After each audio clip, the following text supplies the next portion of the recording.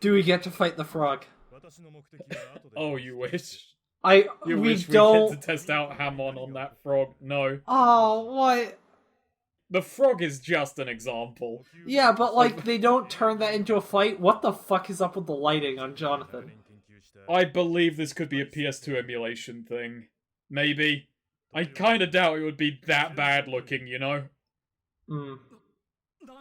PS2 emulation is, like, good, but it's flaky graphically, and, like, I believe especially with a game like this, you're gonna run into some stuff. There are some things that I just kind of know is like, okay, this is probably emulation's fault. There are other things like, where you look at it and you go, no, the game does just look this ridiculous. Just focus on the knee. There's a lot of build-up going on right now. Like, this is a lot of wind-up he needs to do this. That's going to be very effective against vampires, who are just known for being very still and slow.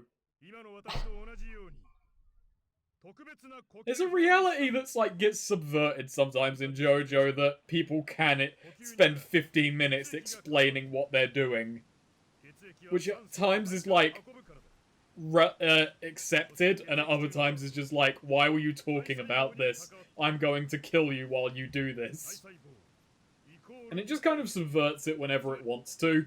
But part 1, I think, fully indulges in I'm going to explain how I'm going to win. Yes. So, this is like... this is sort of when it becomes Jojo's bizarre adventure, and not just Jojo's adventure, I think. I don't know. I feel like with vampires you can kind of think, well, yeah, that's kind of bizarre, it's more just kind of gothic. But then you get this camp Italian man wearing a silly hat who just introduces sunlight power into the plot, and it gets very weird. But yeah, punching a frog and not killing it but breaking the rock is pretty damn bizarre. Yeah, whoa. Speaking of, I just opened a chocolate, and like the chocolate, it's a spherical thing, and it just split in half. Like, that was wild. Zappelli did that. I just finished my beer. Far less interesting.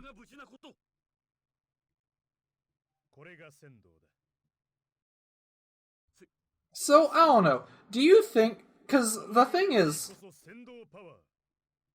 Well, here, let me ask, do you... Because originally this was the whole series. This was JoJo's Bizarre Adventure. Like, Stan's, Joseph, none of that was planned from the start.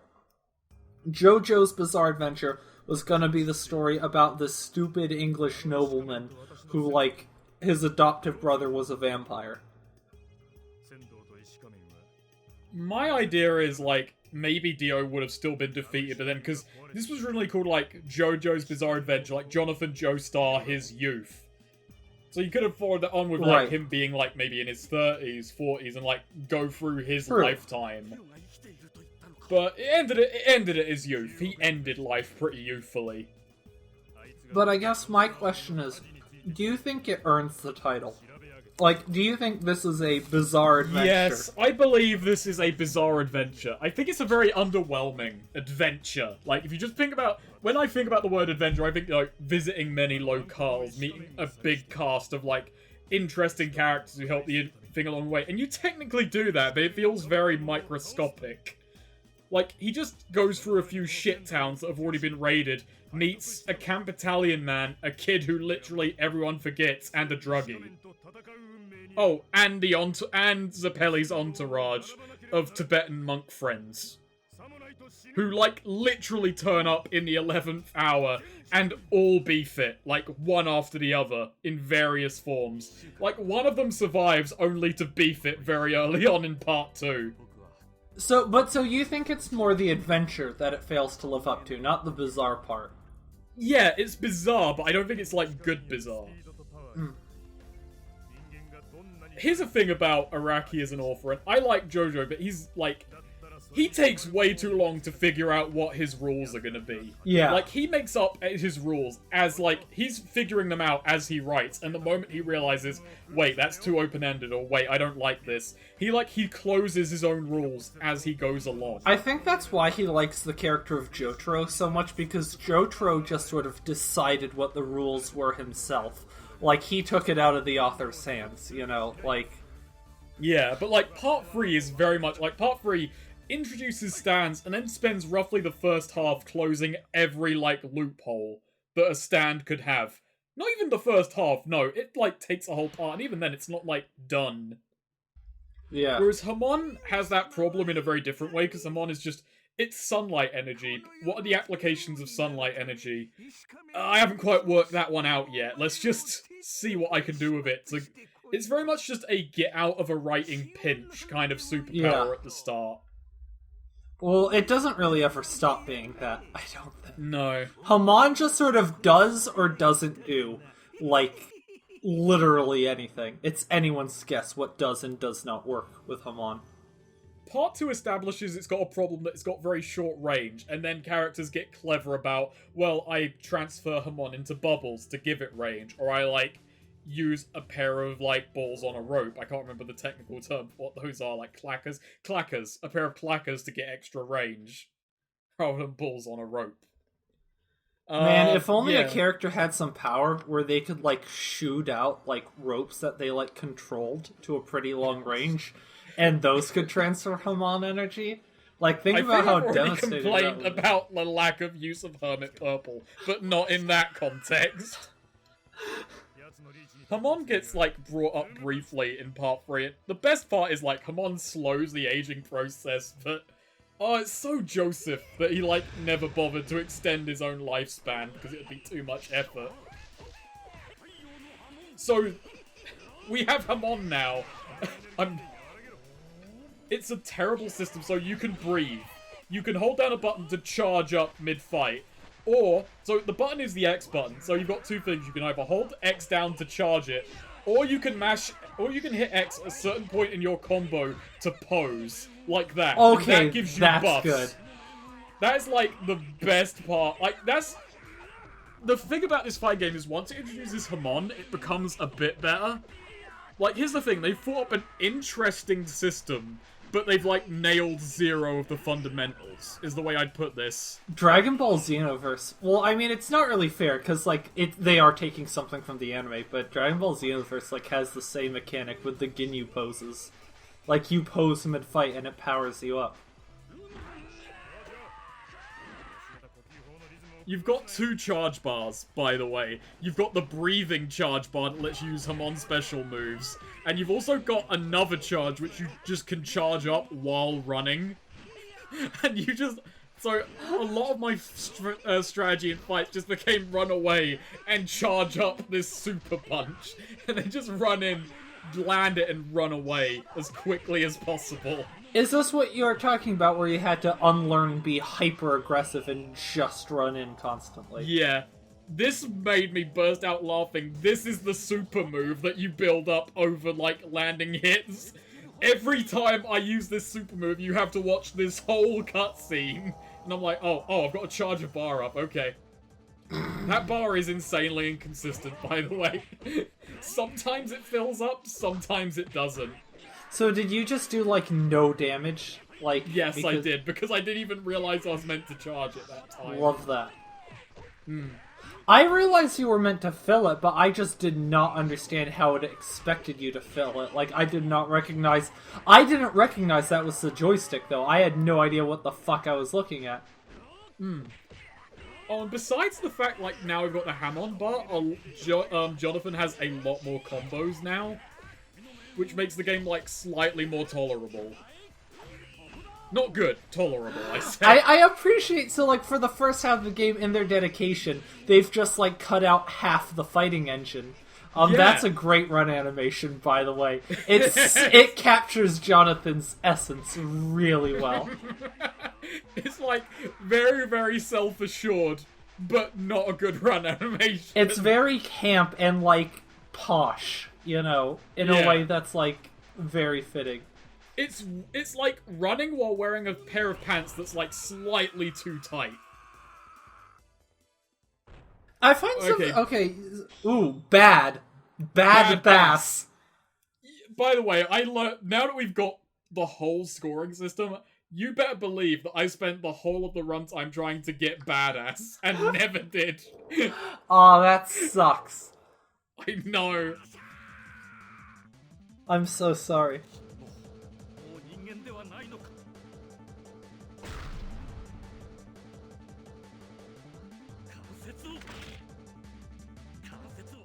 Oh yeah, he breaks his own bones to punch slightly further. What? I forgot about that. I still don't remember this.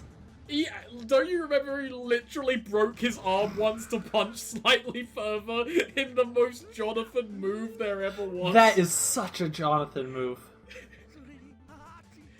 I mean, he learned he can, like, fix his own bones, but, like, that just the problem of he literally never does that again. So, I do think this is our turning point.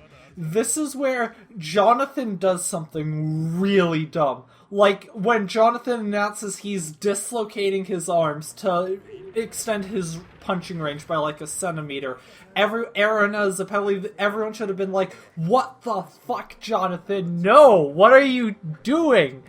But then the thing is, it works. Like, this, before Jonathon did stupid shit, and then Dio beat the shit out of him or whatever. And, you know, good, lesson learned. But this is the thing. In most narrative media, like, a character has some problem, and they need to grow as a person to overcome the problem. Jonathon doesn't grow. He just continues to do breathtakingly naive and stupid shit, and the universe just starts to let him get away with it. Jonathon doesn't have the character arc. The universe has the character arc of giving in, of giving up, of letting Jonathon, you know, sure, do what you want. Fine. Go ahead. Dislocating your arms gives you stronger punches? Sure, okay. Yeah, whatever. I'm not gonna... Fine. Yeah, go ahead. Most of the time, the hero learns to accommodate the world. This time, the world learns to accommodate the hero. Yes. And see, that's the thing. Like, we were talking about the title, and I agree that it earns Bizarre more than it earns Adventure. But at the same time, when I picture an adventure, this is just sort of a shit one, but it's still an adventure, just, you know, a pretty small, boring one. The Bizarre, it earns not because there are vampires, not even because there's breathing martial arts sun energy. That doesn't make it bizarre. What makes it bizarre is Jonathon's weird as fuck character arc where he just he doubles down on being naive and stupid, and he just, like, out willpowers the universe. Like, he just keeps on trying to be a dumbass until the universe relents and lets him get away with it. And then they drive into a fucking tunnel and the horse gets beheaded. So, just, like, thinking on his feet, Zeppeli decides this will be a test of character and sends Jonathon to fight a vampire while holding a glass of wine, keeping it centered with hamon. But not before Jack the Ripper dives out of the horse, of course. Yeah, we get to play as Zeppeli in this fight. Wait, we don't get to play as Jonathon holding a glass of wine? No, Zeppeli's like, I'ma take this one. This bitch mine, says Zeppeli, as he gets off the carriage to avenge his horse. Are you ready for, like, the best fight in the game, by the way? Oh, I hope I'm not jumping the gun. But yeah, Zeppeli's got some shit going for him. Oh, I'm looking forward to it.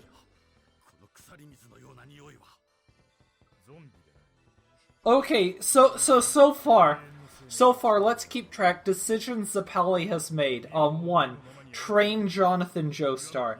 Bad idea. It's not gonna go well for the people of the world. Like, Part 3 is gonna happen, you're gonna die, a lot of people are gonna die, Jonathon's gonna die, Dio's not. Like, Dio's gonna get a stand because Jonathon got involved. Like, Zeppeli made a really bad choice. in Jonathon. Objectively, both like even in universe, Jonathon gets away with stupid stuff. No, he was still like a massive fuck up. He made the situation worse. Second bad decision, Jonathon. There, Jack the Ripper is a vampire and attacking us. Hold this glass of wine. Wait, he can stop. What? What? Why does he have the world? What's going on? Sesek. Why did he just stop time and then, like, why did he, like, chaos control, like, a mile motion to them? I can't quite explain, but for some reason, if you just charge up a level 3 punch in that fight, you can win it in one hit. I guess Zapelli is the best. Okay, so, bad decision number 3. Why is Jonathon fighting Dio and not him if he can do that? Yeah, just throw that one on the pile. Well, I can't quite remember Zapelli's reasoning. It's been a while. I think it's just like some Chosen One shit. Zapelli is like makes the worst decisions. Yeah. Can we even get in? Should we even get into like the biggest, like the flaw that began even before the story started? Have they revealed that? Like, has he explained what happened yet? Has he explained the backstory? No, because we haven't quite met the Masters yet. I think we should save it for then. Like, I want to keep track of Zapelli's like bad decisions as they happen. Yeah. Right. Okay. Because there's. The real clincher is, like, the one that's probably gonna get people arguing at us, but like, really, it's just, it's exactly what he did, is kind of the problem. Yeah. But we'll get there, but for now, now he's like, hey, maybe he's just trying to get Jonathon killed in this situation. He's like, hey, not only are you gonna fight him, you're gonna do it carrying a glass of wine. Why do you have wine? Because I need it. Is this foreshadowing for how their grandkids are, like, you know, have a fight with a glass of wine? Could be the case. Nice. Or I guess that would be a callback, because Araki doesn't plan ahead. I'm, like, really sad that, you know, Part 2 doesn't have a game of this style. Part 5 does. Part 5 has a game of this style, which is actually apparently good. It never got localized because of the band names. They hadn't quite worked out to change band names yet, and I can't remember which band it was, but one in particular threw a fit, and thus the game was never localized. Wow. And here's the funny part, the Part 5 game came out in, like, 2002. This came out in 2006. Wow. Okay. Yeah. It's like... It wasn't like the Part 5 game was made after and was actually pretty good. No, that one was made by a different company years in advance. They couldn't just steal that engine? I mean, how do we not know this is that engine, but they had to remove stands? Oh, true. Valid. Oh, that would be amazing. If that's why this game is so shit, this was originally, like, it had stands, and then, like, okay, we're doing Part 1. Take out, like, half of the engine. Because no stands. Like, I've watched, like, playthroughs of the Part 5 game. I haven't played it myself. Like, it looks still, like... It still looks like it has some of the issues this does about, like, very sloppy, kind of rigid, sticky controls. But the levels are also, like, huge, and they've, like, built in... Like, essentially what it does... it implements things from the manga that if you explore the stages you can find. Like, you can find little secrets that you can activate. And, like, if you follow the way the chapter plays out, you can get bonuses and shit. And that, like, seems much more interesting. Yeah. This is a really terrible fight. The gimmick of this is he's riding that shit and will fly away from you faster than you can move. So you have to run him down. King Boom Boo. Fuck King Boom Boo. This is worse. King Boom Boo had a pattern. You could work out King Boom Boo. This guy. What is he writing? Was that in behind you? Was that in the show? I don't remember it. His like scorpion ribcage skateboard thing. I vaguely recall something like this existing, but I have no idea. I don't know. Maybe. He has it in this, and that's the problem. That's my laziness talking, is he has it in this, I hate it here. Oh wait, so do you have to keep that wine from, like, fucking up? I literally don't know.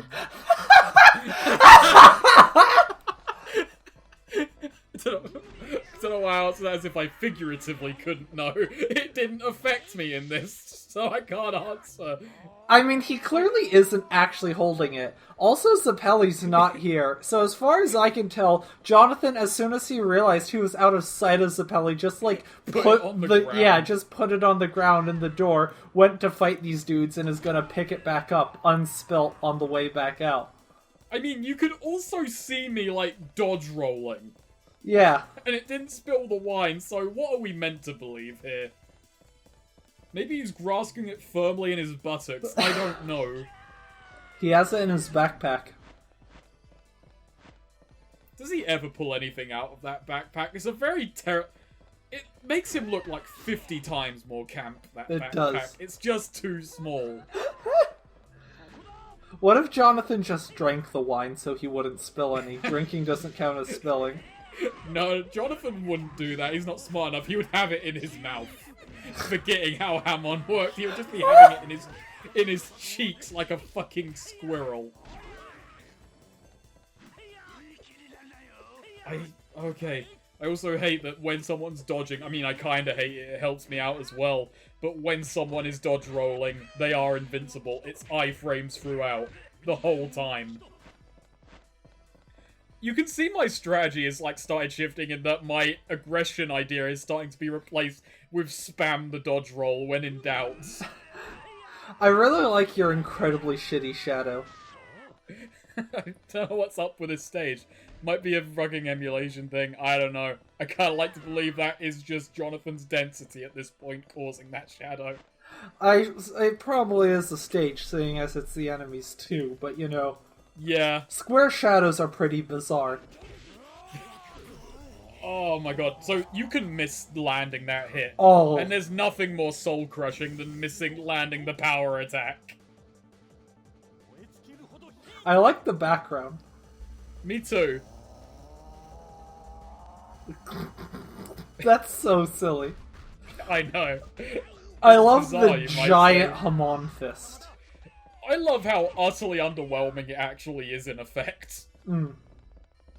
I don't even... I think throughout this whole playthrough, I don't get it to max once. Nice. The inputs are just too bizarre, frankly.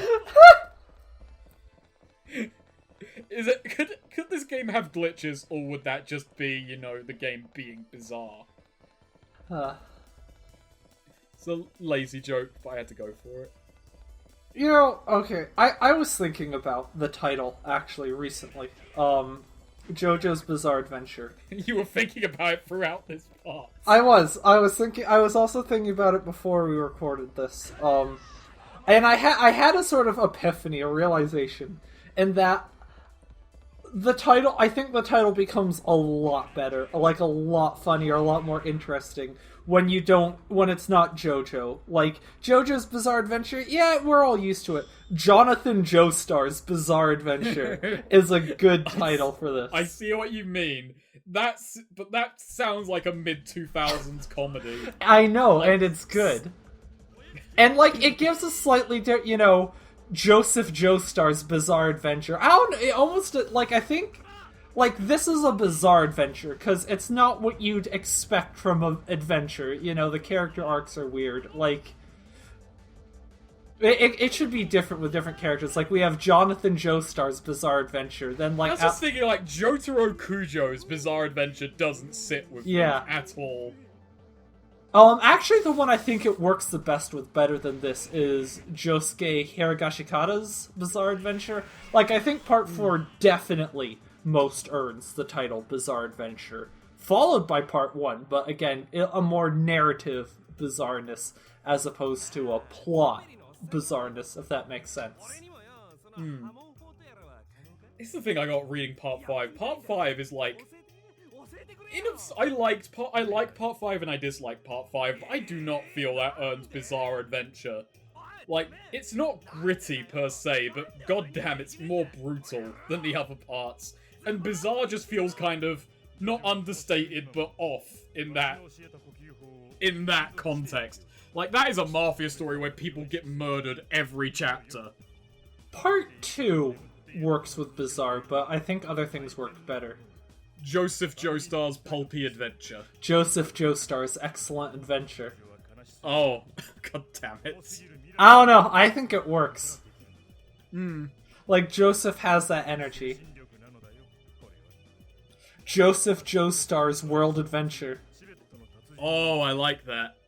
Oh, I mean, no, it's like that... Joseph Joestar's European adventure. No, Joseph Joestar's world... No, he fights in, like, Mexico and New York and shit. Oh, true. Yeah. I forgot about the Nazi base in Mexico. Okay, but here's the thing.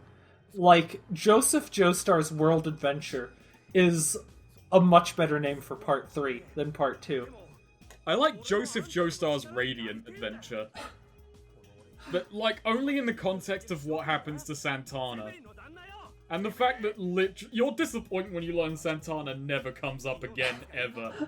He's just in a basement under UV rays for like a century. Jotaro Kujo's big, bad, manly adventure. Jotaro Kujo's stoic adventure. No, that doesn't work. I feel it works too well, to be honest with you.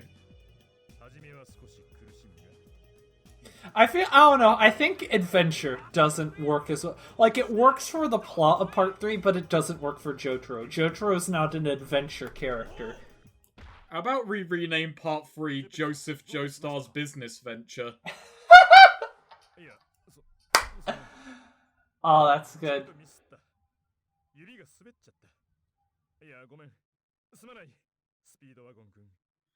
I haven't been paying attention, but Speedwagon, like, fucked up in this previous scene. Oh, why is he choking now? I don't know. We'll find out.